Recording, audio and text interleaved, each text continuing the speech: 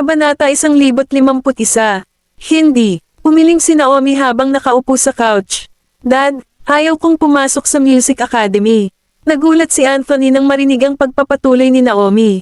Si Riley ay mas mahusay kaysa sa akin sa musika, at palagi kong alam iyon, kaya handa akong maalis sa panahon ng kompetisyon.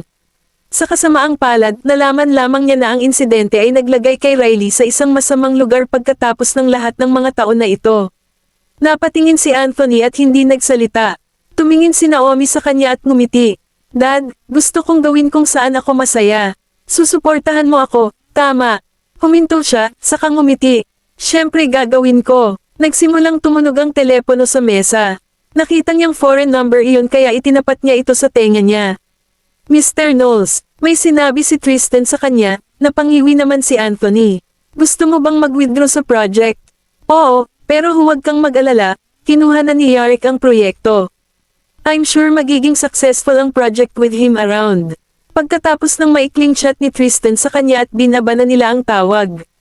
Si Tristan ay umatras mula sa proyekto sa Persian Gulf, at si Yarick ang pumalit. Narinig niya ang tungkol kay Yarick Hathaway, ang anak ng isang pampolitika na pamilya sa Yar Amor. Siya ay kasangkot sa maraming mga proyekto sa pamumuhunan sa maraming mga bansa, kaya ang kanyang katayuan sa pananalapi ay walang isyo. Hindi niya akalain na si Yarick ang kukuha sa proyektong ito kay Tristan, pero iniisip niya kung magiging madali siyang katrabaho.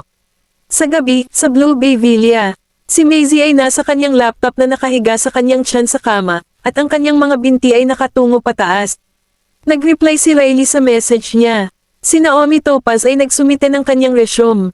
Sa tingin mo ba ay isang taong may parehong pangalan? Maisie? Oo. Sa kanya ang litrato, hindi lang may kaparehong pangalan. Riley, hindi ko alam na nag-aaral siya ng pagdidisenyo ng alahas. May iniisip si Maisie nang may lumapit na silhouette at hinawakan siya sa bewang. Siya ay napalingon sa gulat ngunit nanlabo lang ang nakita niya nang maramdamang uminit ang labi niya. Napabalikwas siya at niyakap si Nolan sa kanyang leeg, humihingal. Knowles, mahal ko, Jean ulat mo ako. Pinasadahan ni Nolan ang kanyang daliri sa kanyang labi at itinaas ang kanyang mga kilay. Naglilihi ka ba? Niyakap siya ni Maisie. Palihim na nami-miss kita. Tumawa si Nolan. Nalanghap ni Maisie ang mabangong pabango sa kanya. Gumagamit ka ba ng bagong pabango? Ngumisi siya. Gusto mo ba? Pangatong si Maisie sa kanya. Pinasadahan ng daliri ang ilong nito, at tumawa. Ang Indonesian oud ni Zegna. Sinusubukan mo akong akitin. Tumanggo siya, nilagay ang kamay sa likod ng ulo niya, at hinalikan siya. Nag-vibrate ang phone sa kama. Inis na inis si Maisie at hindi man lang ito nilinggan nang itapat niya ito sa kanyang tenga. Riley, nasa gitna tayo. Tumingin sa kanya si Nolan at ngumiti. Ngunit ang nasa kabilang dulo ay hindi si Riley. May sinabi ang tumatawag, at natigilan si Maisie. Hector, sige, papunta na ako dyan. Tumalikod siya at bumangon sa kama. Umupo si Nolan at tumingin sa kanya. Anong nangyari kay Hector? Nagbago si Maisie habang sinasagot niya. Kinulong na si Hector, at sinabi ng pulis na may ninakaw siya. Hindi ko akalain na gagawin niya iyon. Kailangan kong malaman kung ano ang nangyari. Kumunat ang noo ni Nolan. Sasama ako sa iyo. Nakarating sina Maisie at Nolan sa istasyon ng pulisya at nakita si Hector na nakaupo sa silid ng interogasyon. Lumabas ang isa sa mga opisyal at agad na nakilala si Nolan. Mr. Goldman, ikaw ay ano kay Mr. Vanderbilt? Kabanata 1052. Mahinahon siyang sumagot, in-law. Tanong agad ni Maisie, sigurado ka bang may ninakaw si Hector? Iniimbestigahan mo ba? Hindi alam ng opisyal ang gagawin. Nakita ang mamahaling ninakaw na relo sa bag ni Mr. Vanderbilt. Iniimbestigahan pa namin kung ano talaga ang nangyari. Mabilis na pumasok si Maisie sa interrogation room nang lumingon sa kanya si Hector at ibinaba ang ulo. Hindi ako nagnakaw ng relo. Napatingin si Maisie sa kanya. Naniniwala ako sa'yo, pero anong nangyari? Hinigpitin ni Hector ang kanyang kamao. Ibinigay ito sa akin ng assistant ng editor-in-chief. Naikuyom niya ang kanyang panga. Nakita ko ang asawa ng editor-in-chief na may karelasyon sa opisina, at sinubukan niya akong suhulan ng relo para hindi ako magsalita. Hindi ako pumayag at hindi ko rin kinuha ang relo, ngunit bigla itong lumitaw sa aking bag. Huminga ng malalim si Maisie dahil halatang set-up ito at hinawakan ang kanyang noo. So nalaman niya na nalaman mo. Tumango si Hector. Napatingin si Maisie sa kanya. Paano mo nalaman? Napakamot ng ulo si Hector. Akala ko ang babaeng iyon ay nakukuha, kaya sumugod ako. Pagkatapos ay bamulong siya. Paano ko malalaman na siya ang asawa ng editor-in-chief? Tumikim si Maisie. Hindi na siya nagulat na na-frame siya dahil karaniwang consensual ang mga iskandalo sa opisina. Sanay na ang mga taong nagtatrabaho doon, at ang ilan ay ayaw makialam dahil gusto nilang panatilihin ang kanilang mga trabaho. Si Hector, ang baguhan, ay masyadong tuwid at nahulog sa bitag. Hindi dapat sisihin si Hector. Ginagawa lang niya ang tama. Nakipag-ugnayan si Nolan sa isang tao sa koridor at pumasok nang matapos siya. Pwede na tayong umuwi. Magsasagawa ng masusing pagsisiyasat ang editor-in-chief ng magazine. Napatingin si Maisie sa kanya. Nakipag-ugnayan ka sa editor-in-chief. Niyakap siya ni Nolan sa bewang. Pamilya ako. Hindi ba dapat magpa-special treatment ako? Dahan-daang tumayo si Hector. Maaari ba akong bumalik sa trabaho? Tumingin sa kanya si Nolan, tumango, at sinabing, pinsan mo ako. Hindi mo kailangang magnakaw ng relo na nagkakahalaga ng 50,000. Naintindihan ni Maisie ang ibig niyang sabihin. Nakipag-ugnayan si Nolan sa editor, na nagsabi sa kanya tungkol sa relasyon nila ni Hector. Kung siya ay may isang bilyonaryong pinsan, kailangan ba niyang magnakaw ng isang relo na nagkakahalaga lamang ng 50,000? Si Nolan ay maaaring makapagbigay sa kanya ng ilang mga relo na nagkakahalaga ng 100,000, ano pa ang 50,000? Gayunpaman, talagang kapaki-pakinabang ang special treatment ni Nolan dahil kinabukasan, nang bumalik si Hector sa opisina ng magazine, nilinaw ng editor-in-chief ang pagnanakaw sa kanilang pagpupulong. Nag-iba ang ekspresyon ni Mr. Lowe, at agad siyang tumayo. Sir, nakita po yung relo ko sa bag niya. Nakita iyon ng lahat. Tumango ang dalawang staff na nakaupo sa tabi niya. Nang sabihin ni Mr. Lowe na nawawala ang kanyang relo at naghanap sila, nakita sa bag ni Hector. Sinunod ni Hector ang payo ni Maisie at hindi umimik. Mukhang proud si Mr. Lowe nang walang sinabi si Hector. Ayaw niya kasing i-deny. Sir, hindi mo mapoprotektahan ang magnanakaw dahil lang sa may potential siya. Hinampis ng editor-in-chief ang mesa. Ano ang ibig mong sabihin sa protektahan? Nagulat ang lahat pati na si Mr. Lowe. Ang ekspresyon ng editor-in-chief ay stoic. Kailangan lang nating suriin ang mga surveillance camera para malaman kung siya ba talaga ang nagnakaw. Sa tingin mo ba ang mga camera ay bahagi lamang ng palamuti? Bakas ang gulat sa mukha ni Mr. Lowe nang marinig niya ang salitang surveillance. Nasa ilalim siya ng impresyon na aalis si Hector pagkatapos ng nangyari, at wala nang pagkakataong tingnan ng mga camera. Kabanata 1053. Nakapagtataka, iningatan siya ng editor-in-chief. May nalalaman ba siya? Mukhang may sakit si Mr. Lowe nang maisip niya iyon. Nang gustong magpadala ng editor-in-chief para tingnan ang footage, biglang bamulong si Mr. Lowe. Ito ay hindi pagkakaunawaan lang, hayaan na lang natin. Nagkatinginan ang mga tauhan sa tabi niya, napansin nilang may mali. Napatingin sa kanya si Hector. Bakit hindi natin tingnan ang mga camera? Ako ay naaresto dahil sa iyo, at ako ay na-frame. Kailangan namin ng surveillance video para malinis ang pangalan ko. Ikaw, nag-aapoy sa galit ang mga mata ni Mr. Lowe habang nakakuyom ang panga. Humihingi ako ng tawad sa pagsisisi ko sa iyo. Napangiti si Hector. Okay, hindi na kailangang tingnan ang footage kung sa tingin mo ay hindi rin pagkakaunawaan. Pagkatapos ng pagpupulong, naabutan ni Mr. Lowe si Hector at hinayla siya papunta sa isang ligtas na koridor.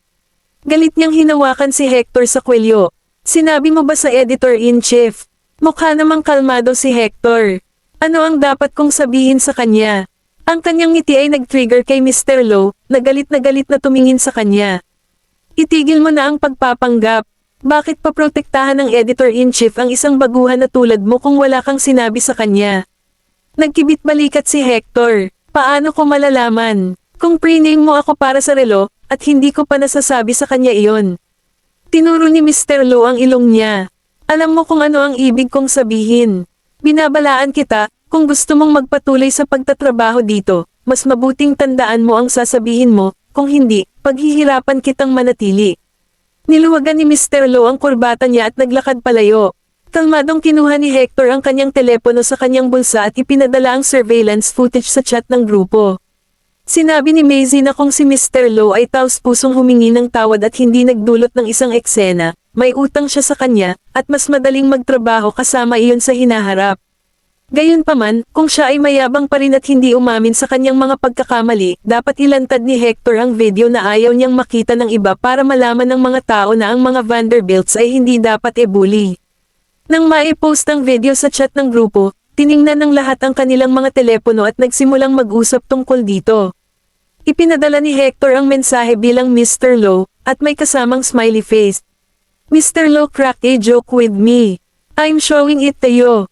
Hector Vanderbilt. Galit na sumugod si Mr. Low nang makita ang video. Naghihintay si Hector sa kanyang opisina, at may iba pang mga kasama doon. Nakangiti siyang tumayo at mahinahong sinabi, "Yes, Mr. Low." Tahimik na pinagmamasdan ng ibang staff ang sumasabog na galit ni Mr. Low. Batay sa video, naunawaan nila kung ano ang nangyayari, at ang galit ni Mr. Low ay ipinaliwanag lamang ang natitira. Iyon ang dahilan kung bakit ayaw niyang tingnan ng mga tao ang video. Si Mr. Low ay nagtrabaho dito ng 1 dekada bago siya na-promote. Hindi siya magiging okay ngayon na ang editor-in-chief ay biglang tumutok sa isang bagong lalaki. Sa totoo lang, bagay si Hector. Nakuha niya si Mr. Low sa gulo pagkatapos sumali. Ang bulong ay nahulog sa mga tainga ni Mr. Low. Siya ay isang senior at malapit sa editor-in-chief, ngunit hindi siya masaya ngayong nawala ang kanyang reputasyon. Nagngangalit ang kanyang mga ngipin. Hector, sumunod ka sa akin. Nag-walkout si Hector kasama niya. Hinawakan ni Mr. Low ang kanyang kamiseta at itinulak siya sa dingding sa koridor. Pumuputok ang ugat sa kanyang leeg, at nabaluktot ang kanyang mukha. Ganito mo ako pinaglalaruan. Kabanata 1054. Napangiti si Hector. Binigyan kita ng pagkakataon na humingi ng tawad, ngunit hindi mo ito ginawa. Histeryosong tumawa si Mr. Low. Gusto mo humingi ako ng tawad sa isang batang katulad mo. Iniangat niya ang kanyang kamao. Nananaginip ka ba? Sino ka sa tingin mo? Itinulak ni Hector ang kamay niya at itinulak siya palayo. Inayos niya ang gusot sa kanyang damit, at ang kanyang mga aksyon ay nagpatulala ka Mr. Low. Lumapit sa kanya si Hector. Siya ay kalahating ulo na mas matangkad kaysa kay Mr. Lower at masungit. Hindi mo kailangang malaman kung sino ako. Tinapik niya ang pisngi ni Mr. Low. Since you failed to frame me, you should give up. Alam ko ang ginawa mo, kaya dapat makipagtulungan ka na lang sa akin, kung hindi, hindi ko masisiguro na walang makakaalam ng sikreto mo. Binabantaan mo ba ako? Mapatla ang mukha ni Mr. Low, ngunit hindi siya masyadong mabangis kumpara kay Hector. Napangiti si Hector. Mr. Low, hindi lahat ng baguhan ay maaaring matakot. Hindi sapat ang pananakot mo sa akin. Hindi niya pinansin si Mr. Low pagkatapos sabihin iyon at tumalikod na para lumabas ng opisina. Si Mr. Low ay nakatayo sa kinaroroonan, na mukhang lalong nahihiya. Samantala, sa Seoul, nakatanggap si Maisie ng tawag mula kay Hector, at sinabi niyang natakot niya si Mr. Low. Pagkatapos ay tinanong niya, "Z, paano mo nalaman na gag-ana ito?" Inikat ni Maisie ang ballpen na hawak niya, ngumiti, at sinabing, kung gusto niyang manatili sa trabaho niya, wala siyang gagawin bago malaman kung sino ka talaga. Kung ang isang bagong lalaki ay makapagdadala sa kanya ng problema, mayroon ka pa ring lakas sa kanya, maaari lamang siyang magdusa ng tahimik. Saglit na nag-isip si Hector at sinabing, pero parang hindi siya titigil dito. Hindi niya nirerespeto ang editor. Hindi niya nirerespeto dahil sa asawa niya. May kinuhang file si Maisie. Depende yan kung gaano katalino si Mrs. at kung bibigyan kanya ng gulo dahil sa manliligaw niya. Kahit kausapin ka ng asawa ng editor, hindi ka rin pwedeng umatras. Tumanggaw si Hector. Sige, naiintindihan ko. Paalala ni Maisie, tandaan mo, huwag kang gagawa ng anuman kung hindi ka masasaktan. Hindi mo kailangang maging makatwiran kung may mga taong hindi makatwiran. Kailangan nila ng life lesson. Nang matapos ang tawag ay ibinaba ni Maisie ang kanyang telepono. Naniniwala siya na si Hector ay maaaring maging mas kasuklam-suklam kaysa sa sinumang gusto niya. Kahit na ang isang lobo ay aalagaan, ito ay magiging ligaw pa rin. Kahit na masyado na siyang nag-tone down, ito ay dahil naging mas mature siya at kontrolado.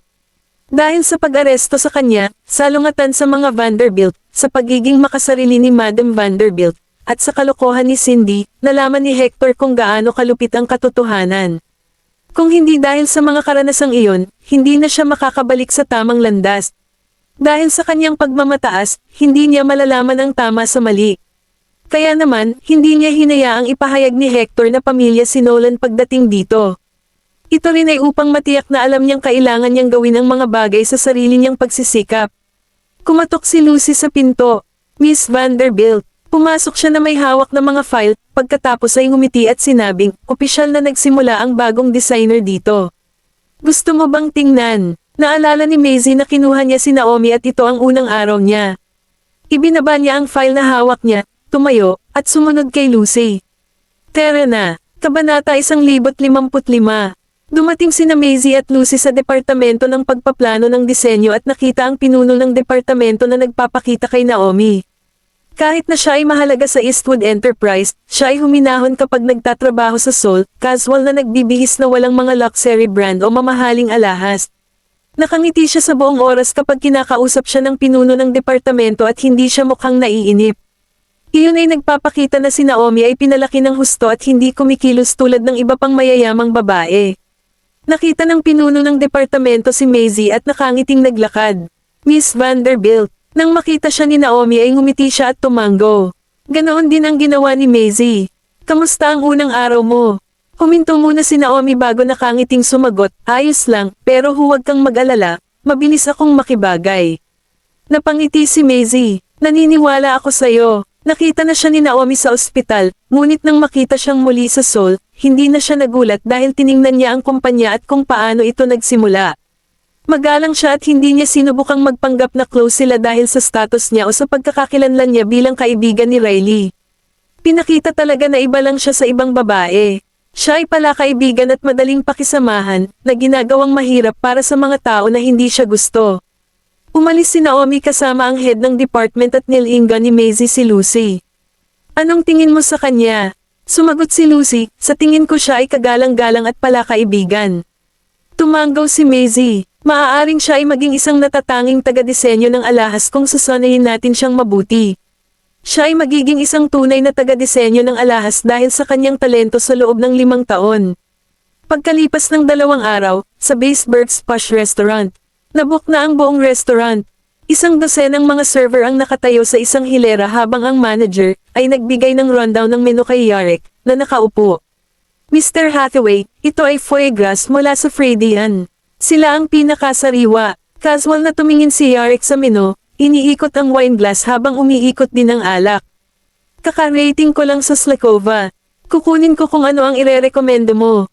Ngumiti ang manager. Oo naman, sabihin mo sa amin kung mayroon kang anumang mga kahilingan. Ikinaway ni Yarek ang kanyang kamay, at umalis ang manager kasama ang mga server, ilan na lamang ang mabubuting naiwan upang maglingkod. Ilang sandali pa ay pumasok na sina Nolan at Quincy sa restaurant kaya tumabi ang mga bodyguard ni Yarek.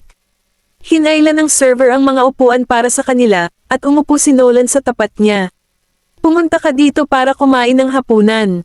Tumingin sa kanya si Yarek at ngumiti. Baka na-miss kita pagkatapos ng palamanan natin sa Stoslow. Kumunat ang noo ni Nolan pero mukhang kalmado. Nagbago ang ekspresyon ng mukha ni Yarek, at tumigil na siya sa pagbibiro. Ako ang pumalit sa proyekto ni Tristan sa Eastwood Enterprise. Ipinagbuhos siya ng server ng isang baso ng alak habang nakapikit si Nolan. Talaga, congratulations, uminom si Yarek ng alak. Buhay pa ang maliit na lalaki ng kanilang pamilya. Samandal si Nolan. Nakialam ka, hindi, tanggi niya at tumingin kay Nolan. Mapalad siyang nakatakas, kung ililigtas ko ang matalinong batang ito, maaalala ito ng mga Knowles. Nakangiti si Nolan habang kinukuha ang baso ng alak, nakatitig sa alak. Nakatulong ka dahil masasabi mo kung gaano kahanga-hanga ang batang ito. Kabanata 1056. Nilagay ni Yarek ang kamay niya sa noo niya at ngumiti ng husto. He's going to be someone great in the future, so I don't think it's wrong for me to make preparations in advance. Kung magkakaroon ako ng isang anak na lalaki o babae sa hinaharap, ang aking anak na lalaki ay maaaring maging kanyang kapatid na lalaki, at ang aking anak na babae ay maaaring kanyang asawa. Sa tingin ko ito ay medyo maganda. Sumagot si Nolan nang hindi itinaas ang kanyang ulo, bueno, binabati kita ng maaga, kung gayon. Natigilan si Yarek. Pagkaraan ng ilang sandali, tumawa siya at sinabing, naaalala ko ang iyong anak na babae ay halos kasing edad niya, di ba? Ayaw mo bang kumuha muna ng pwesto para sa anak mo? Hindi ako interesado, sagot ni Nolan habang iniangat niya ang kanyang ulo. Kahit na ang aking anak na babae ay hindi nais na magpakasal sa hinaharap, maaari kong alagaan siya mismo. Tumawa si Yarek. Ang hinaharap ay maaaring hindi mahuhulaan. Inihain ng waiter ang kanilang pagkain, at tumunog ang telepono ni Yarek. Tiningnan niya ang phone niya at ibinigay sa bodyguard niya. Naniniwala akong alam mo kung ano ang dapat mong gawin sa kanya, tama ba? Tumanggo ang bodyguard bago kinuha ang telepono at lumabas para sagutin ito. Samantala, sa sobrang inis ni Jody ay muntik na niyang ibaba ang tawag ng marinig niyang bodyguard na ang sumagot. Si Yarek ang nanligaw sa kanya noong una, at ngayon ay ayaw na niya itong kausapin pa.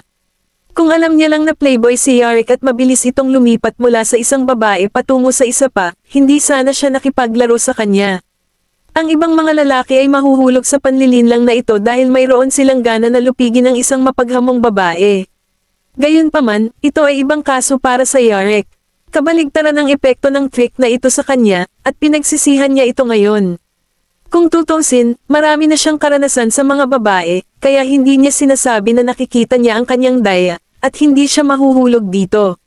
Nakagat ni Jody ang kanyang labi, at nang iniisip niya ang kanyang susunod na hakbang, isang batang babae ang nakabunggo sa kanya, at nahulog ang kanyang telepono sa lupa.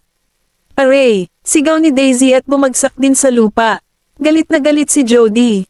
Akmang sasampalin niya si Daisy, nakita niyang nakadesigner na damit ang kaharap niya. Nilunok niya ang kanyang galit, ngumiti sa kanya ng magiliw, at tinulungan siyang makatayo mula sa lupa. Ayos ka lang ba, little girl? Samantala, lumabas si Riley kasama si Colton. Hawak-hawak niya ang isang pakete ng merienda, at nagbago ang mukha niya nang makita si Jody sa tabi ni Daisy. Daisy! Lumungkot ang mukha ni Jody nang makita niya si Riley. Ang batang babae na ito ay miyembro ng pamilya ni Riley. Tumakbo si Daisy kay Riley at sinabing, "Ayos lang ako, Ninang. Ngayon ko lang nabangga ang matandang babae na iyon." Nang marinig ni Jody na tinawag siya ni Daisy na matandang babae, naging madilim ang mukha niya. Sobrang tagal ni Riley na nagpipigil ng tawa. Nakangiti siya sa loob habang nakayuko kay Daisy. Daisy, hindi mo siya dapat tawaging matandang babae. Hindi siya ganoon katanda. Kumurap ang mga mata, sumagot si Daisy, talaga. Pero mukhang matanda na siya. Hindi na napigilan ni Riley ang sarili at humajejek. Dahil nasa high-end na lugar sila, hindi may hagis ni Jody dito. Kung tutusin, magpapakatanggal lang siya kapag natapon siya rito. Nagngangalit siya at sinabing, "Anong ginagawa mo dito, Miss Hill?" Nag-cross arms si Riley sa harap ng kanyang dibdib at sumagot, "Syempre, nandito ako para kumain." "Bakit ka nakatayo sa koridor, Miss Smalls? Hindi ka ba papasok?" Naikuyom ng mahigpit ni Jody ang kanyang kamao. "Hindi siya nandito para kumain kundi para hanapin si Yarek." Sumagot siya na may ngiti sa kanyang mukha, "Hinihintay ko ang kaibigan ko." "I see," sagot ni Riley at ngumiti ng makahulugan. "Lalaki ba ito?" Baka sa galit ang mukha ni Jody. "Naniniwala ako na hindi bagay sa iyo, tama ba?" Nagkibit balikat si Riley at sumagot. "Nagtatanong lang ako, hindi mo kailangang magalit. Hindi ba't napakaamo mo noong nasa akademya ka?" Nagkaitinginan sina Colton at Daisy. Nakita nilang dalawa na hindi gusto ni Riley ang babaeng nasa harapan nila. Hindi kaya magkawawi sila. Malamig na harumph ni Jody, "So, ipapahiya mo ba ako dito?" "Hindi kita ipapahiya dito. Gusto ko lang sabihin sa iyo na kailangan mong panatilihin ito sa iyong magiliw na imahe. Ginulo mo ito sa akademya, kaya sana ay hindi mo na ulit guguluhin ito sa labas ng mundo." Nang matapos magsalita si Riley, hinawakan niya ang kamay ni Daisy at umalis kasama si Colton. Kabanata 1057. Naikuyom ni Jody ang kanyang kamao kaya namuti ang kanyang mga buko. Mula sa kanyang pananaw, pinapahiya at pinagtatawanan siya ni Riley. Nang makalampas siya sa kanila, sumili ang malamig ng ngiti sa gilid ng kanyang bibig. Hinubad niya ang kanyang bracelet at tahimik na isinuot sa likod ng hood ni Daisy nang makalapit ito sa kanya. Tapos, sumigaw siya, "Yung bracelet ko! Nawawala yung bracelet ko!" Huminto si Riley at lumingon sa kanya nang marinig ang boses niya. Nakita niyang nagrereklamo si Jody sa manager, na sinasabi sa kanya na nawala ang kanyang bracelet. Pagkatapos ay tumingin siya kay Riley, at parang may pumasok sa kanyang ulo, itinuro siya nito at sinabing, "Sila iyon. Ngayon lang ako nabangga ng babaeng yon. Siya siguro ang kumuha ng bracelet ko." Inutusan ng manager ang waiter na lumapit kay Riley. Lumapit sa kanila ang waiter at sinabing, "I'm sorry, Ma'am. Sinabi ng babaeng iyon na nawala ang kanyang pulseres. Maaari mo bang hilingin sa iyong mga anak na? Hindi nagtagal ay naunawaan ni Riley ang nangyayari. Binabalangkas na naman sila ni Jody. Gustong tingnan ng waiter si Daisy, ngunit pinigilan siya ni Colton. Walang ekspresyon siyang tumingin sa waiter at sinabing, "Sir, I suggest you think twice. Kung hindi ninakaw ng kapatid ko ang bracelet, kailangan ninyong tanggapin ang kahihinatnan nito." Natigilan ang waiter. Nahirapan siya upang maniwala na ang isang bata ay gagawa ng gayong panggigipit. Nang makita ni Jody na hindi hinanapan ng waiter si Daisy, lumapit siya, tinulak si Colton, at kinaladkad siya. Nagmamadaling pumunta si Riley at hinawakan ang kanyang palso. Ang sabi niya, "Jody, paano ka naging walang hiya? Maling inaakusahan mo ang isang bata ng pagnanakaw. Aware ka ba dyan? Well, malalaman natin pagkatapos natin siyang hanapin, di ba?" Binaliktad ni Jody ang hood ni Daisy, at nahulog mula roon ang isang purple diamond bracelet. Bumaba ang mukha ni Colton. Yumuko ang manager at kinuha ang bracelet mula sa sahig. Tinanong niya si Jody, "Ito ba?" Kinuha ni Jody ang bracelet at ngumiti. Oo, oo. Ito na yon." Pagkatapos noon, malamig niyang tinitigan sina Riley at Colton. Nasanay na ang iyong anak na magnakaw ng mga gamit ng ibang tao sa murang edad. Ito ang ebidensya, at hindi kita hahayaang mawala ng ganoon kadali. Pinagkrus ni Colton ang kanyang mga braso sa harap ng kanyang dibdib. Bagamat malambing ang kanyang boses, wala itong anumang emosyon. "Sabi mo ninakaw ng kapatid ko ang bracelet mo. Marami kaming bracelet na ganyan sa bahay namin. Kailangan bang nakawin ito ng kapatid ko sa iyo?" Nakatayo habang nakapatong ang mga braso sa kanyang balakang, sinabi ni Riley, "Tama. Galing sila sa mayamang pamilya. Marami siyang bracelet na ganito sa bahay niya, kaya siguradong hindi niya ito mananakaw." Si Maisie ay isang designer ng alahas at nagkaroon ng maraming karanasan sa alahas. Hindi man lang magtiis si Maisie na sulyap sa isang hindi magandang pagkakagawa ng pulse heiress na tulad niyan, pabayaan na sina Colton at Daisy. Hindi alam ng manager ang gagawin. Kung tutusin, kitang-kita niya sa mga designer na damit ni na Colton at Daisy na galing sila sa isang mayamang pamilya. Gayunpaman, tumanggi si Jody na hayaan ang usapin. Nagngangalit siya at sinabing, "Paano ka naging walang hiya, Riley? Paano kung mayaman ang pamilya mo? It can't change the fact na magnanakaw siya at nagnakaw sa akin. Nahuli namin siya, kaya huwag mong subukang makatakas."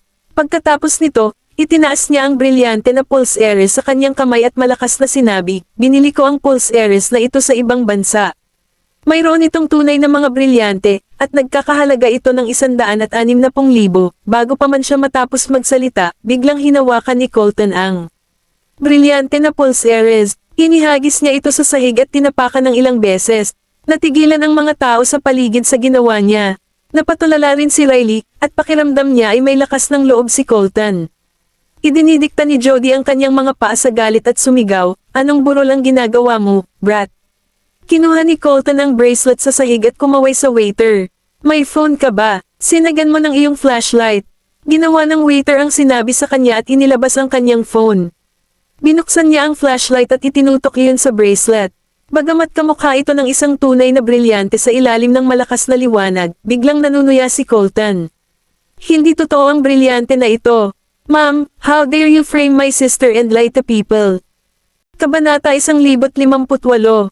Anong sinasabi mo? Nagbago ang mukha ni Jody. Ito ay hindi kailanman sa kanyang wildest panaginip na maaaring makita ni Colton ang mga pekeng diamante. Ang brilyante na pulse heiress ay isang pekeng. Kahit na hindi ito isang tunay na pulse heiress ng brilyante, ito ay isang grade A na peke, na nagkakahalaga sa kanya ng humigit kumulang 150. Hindi siya pinansin ni Riley. Nagtaas siya ng kilay at ngumiti. "Tara na, Colton." Nagtataka namang tiningnan ng manager ang bata at nagtanong, "Paano ka nakakasigurado na hindi sila tunay na mga diamante?" Kung tutusin, kahit siya ay hindi makatingin sa kanila. Colton harumphed at kumpiyansa sinabi, "Ang aking ina ay isang jewelry designer. Marami siyang karanasan sa mga diamante, at ilang beses ko na siyang narinig sa nakaraan." Pagkatapos, nagpatuloy siya sa seryosong paraan. "Ang isang tunay na brilyante ay ang pinakamatigas na bato sa mundo. Kuskusin man natin ito ng papel de liha, hindi ito mag-iiwan ng kahit isang gasgas dito, lalo pa ang ilang tadyak. Gayunpaman, tingnan mo ito. Inilapit niya ang pulsere sa kanila at sinabing, may mga gasgas sa ibabaw pagkatapos kong matapakan ito ng ilang beses, at isa lang ang ibig sabihin nito. Itong diamond bracelet ay peke. Kinuha ng manager ang bracelet mula kay Colton at pinag-aralan ito. Nagsindi ng ilaw ang waiter sa ibabaw ng bracelet, at kitang-kita niya na may mga gasgas sa ibabaw ng mga brilyante. Alam ng lahat na ang mga diamante ang pinakamahirap na materyal sa mundo. Bukod pa rito, ang isang tunay na brilyante ay masisira kapag ito ay naapektuhan, at ang ilang mga stamp ay hindi mag-iiwan ng gasgas dito. Itinago ni Jody ang kaba at binawi ang diamond bracelet.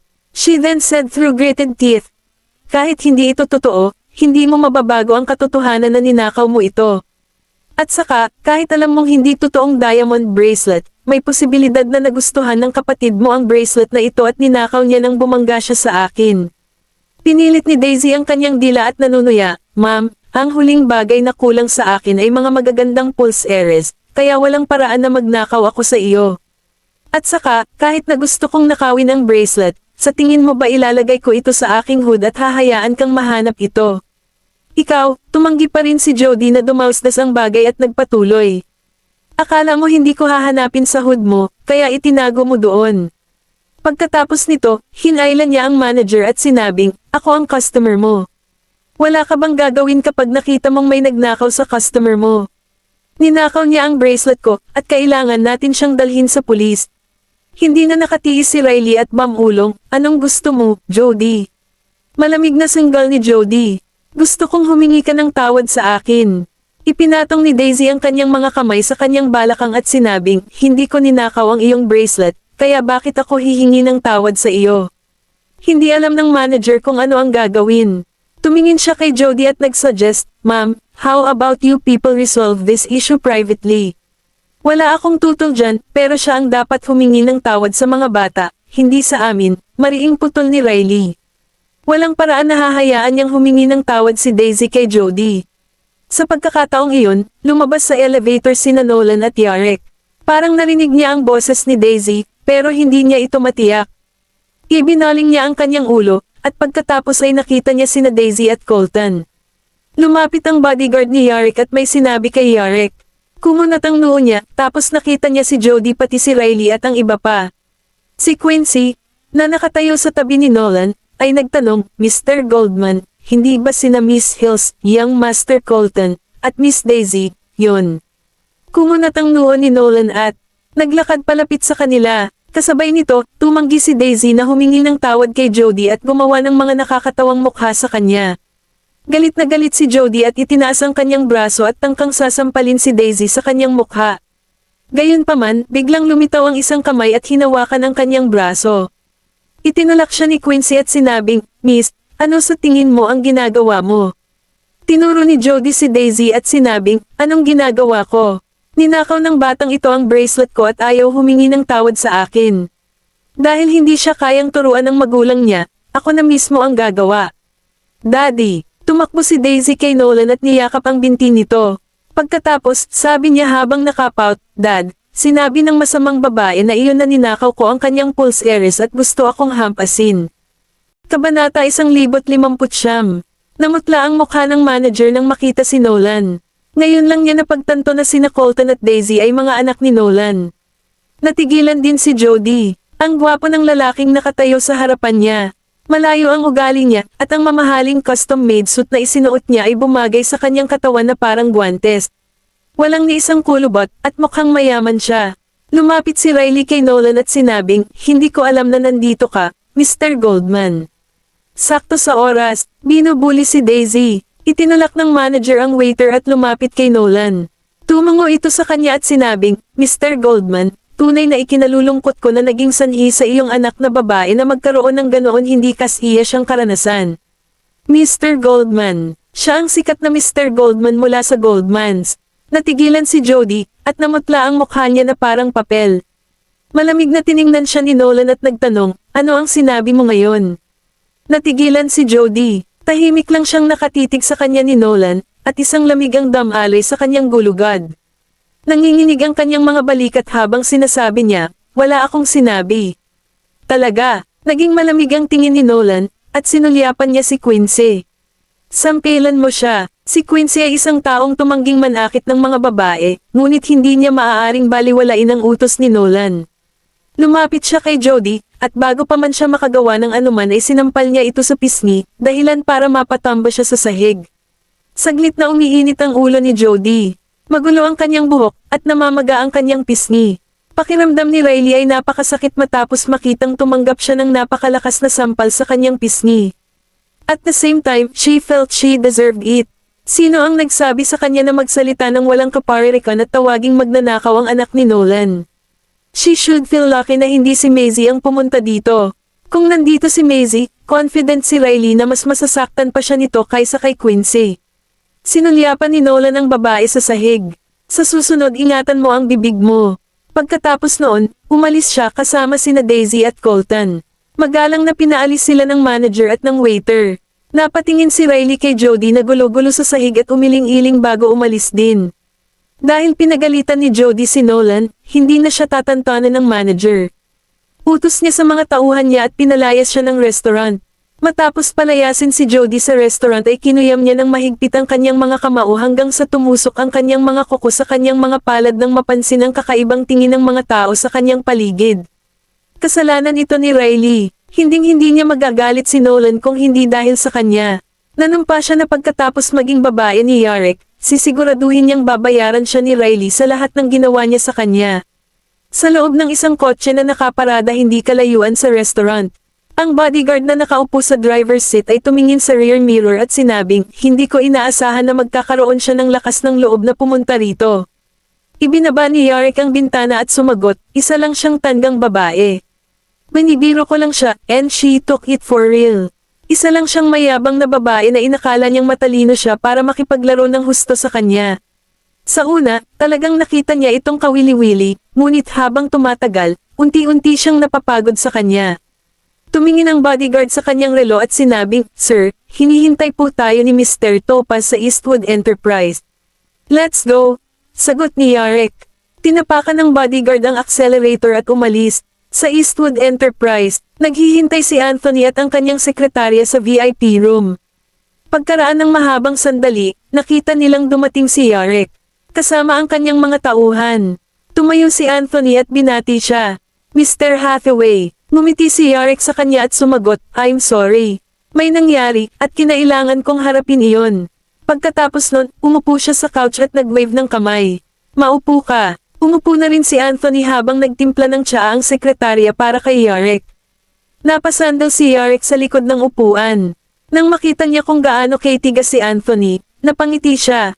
Pag-uusapan lang natin ang ating pagtutulungan, kaya relax.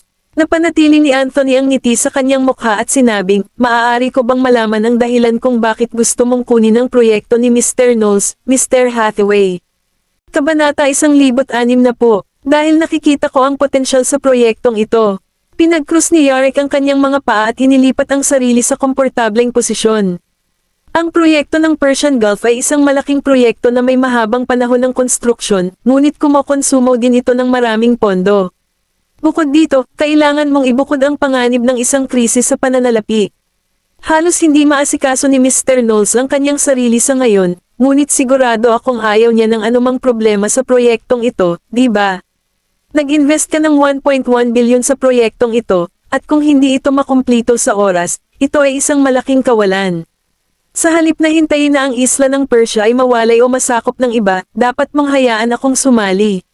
Nang makitang nag-aalangan si Anthony, kinuha ni Yarek ang tasa ng tsaa at samandal. Mr. Topaz, masisiguro ko sa iyo na hindi ko hahayaang may mangyari sa proyekto ng Persian Gulf. Inangat ni Anthony ang kanyang ulo para tingnan siya. At ano ang iyong kinakailangan, Mr. Hathaway? Sumimsim si Yarek sa kanyang tsaa at pinasadahan ng daliri ang gilid ng tasa. Simple lang naman ang requirements ko. Ako ang unang isa sa alang-alang para sa pakikipagtulungan sa ibang bansa ng Eastwood Enterprise sa hinaharap. Natigilan si Anthony. Nahirapan siyang intindihin. No offense, Mr. Hathaway. But given your identity, hindi ba dapat isaalang-alang mo muna ang Black Gold Group? Ibinaba ni Yarek ang tasa at tumawa. Isantabi na natin ang ating pagkakakilanlan. Nagtatrabaho lang ako sa mga taong gusto ko. Walang paraan na makikipagtulungan siya kay Nolan. Pagkatapos ng lahat, si Nolan ay kilala bilang isang hindi tapat na negosyante. Hindi niya bibigyan ng pagkakataon si Nolan na samantalahin siya. Nagsagawa siya ng background check kay Anthony, kaya alam niyang isa si Anthony sa ilang matatalinong tao sa paligid. Pinili niya si Anthony kaysa sa iba dahil kulang siya sa social polish. Siya ay down to earth at may tapat na personalidad. Hindi lamang iyon, ngunit mayroon din siyang mahusay na panlasa sa merkado sa pananalapi. Bata pa siya, at ang pagiging elite agent niya noon mula sa Royal Crown Entertainment Co. ay nangangahulugan na marami siyang koneksyon sa entertainment industry. Hindi niya kailangang mag-alala o mag-ingat para kay Anthony kung siya ay nagtatrabaho sa kanya. Ito ang dahilan kung bakit pinili niya ang Eastwood Enterprise sa huli. Ikinaway ni Yarek ang kanyang kamay at hiniling sa kanyang bodyguard na maglabas ng isang file. Inilagay ng bodyguard ang file sa harap ni Anthony at sinabing, Mr. Topaz, narito ang kontrata. Mangyaring tingnan ito. Binuksan ni Anthony ang file at inilabas ang dokumento. Nang makita ni Yarek na binasa ni Anthony ang kontrata bawat salita, alam niyang maingat na tao si Anthony. Nang matapos basahin ni Anthony ang kontrata, nakangiting tanong ni Yarek, kumusta? Ngayong napagtanto ni Anthony na talagang gustong makatrabaho sila ni Yarek. At saka, black and white ang lahat ng clause, kaya wala siyang dapat ikabahala. Isinantabi niya ang kontrata at nakangiting sumagot, dahil ipinakita mo sa akin ang iyong sinseridad, hindi ko nasasabihin na hindi ko ito tatanggihan, Mr. Hathaway. Tumayo siya at inabot ang kamay kay Yarek. Sumasang-ayon ako sa iyong mga kinakailangan. Inalis ni Yarek ang kanyang suit, tumayo, at hinawakan ang kanyang kamay. Inaasahan ko ang ating kooperasyon. Pagkaalis ni Yarek kasama ang kanyang mga tauhan, tumingin sa kanya ang sekretarya ni Anthony at nagtanong, Mr. Topaz, bakit niya piniling magtrabaho sa atin? Anong balak niya? Bumagsak ang tingin ni Anthony sa kontrata sa mesa. Parehas din siyang nataranta, wala rin akong ideya. Ang Persian Gulf ay isang mahalagang link na nag-uugnay sa trapiko sa karagatan sa pagitan ng dalawang bansa, at maaari itong magdala ng maraming kita. Ang lahat ng mga namumuhunan ay namuhunan ng kanilang pera sa proyektong ito dahil umaasa sila na ang proyektong ito ay maaaring magdala sa kanila ng kapalaran kapag ito ay tapos na. Kahit na si Yarek ay namuhunan ng maraming pera sa proyekto ng Persian Gulf, ang porsyento ng profit dividend na gusto niya ay mas mababa pa kaysa kay Tristan. Itinuring ba ng pinakamayamang tao sa mundo ang pera bilang wala? Sa Goldman Mansion, si Nolan ay nakaupo sa sopa na naka-cross legs habang dinampot ang kanyang kape at itinaas ang kanyang mga mata para tingnan sina Daisy at Colton, na tahimik na nakatayo sa kanyang harapan. Ngayon alam na ninyong dalawa kung ano ang dapat ninyong gawin sa hinaharap, tama ba? Yes, sagot ng dalawa. Humigop siya ng kape at nagpatuloy. At saka, maganda ang ginawa mo. Ngayon, Colton,